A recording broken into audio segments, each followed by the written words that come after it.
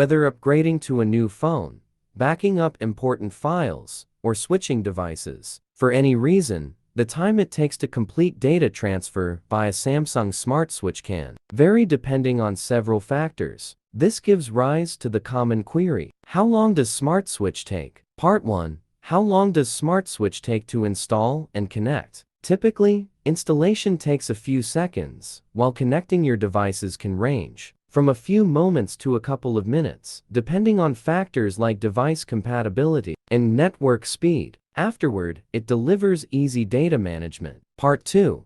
How long does Samsung Smart Switch take to transfer data? The time it takes for Samsung Smart Switch to transfer data can vary depending on factors like the amount of data being transferred and the connection method used. Ideally, this tool can transfer 1 GB of data in up to 2 minutes. To transfer data from Samsung or Android to Samsung via Smart Switch, install Smart Switch, connect phones, open. In Settings, pick Bring data from old device. On old phone, choose Send data, new phone, receive data. Allow, select Content, tap Transfer. On new phone, tap Close. When done. Part 3. How long does it take to do a Smart Switch backup for Samsung? Connect phone to computer via USB.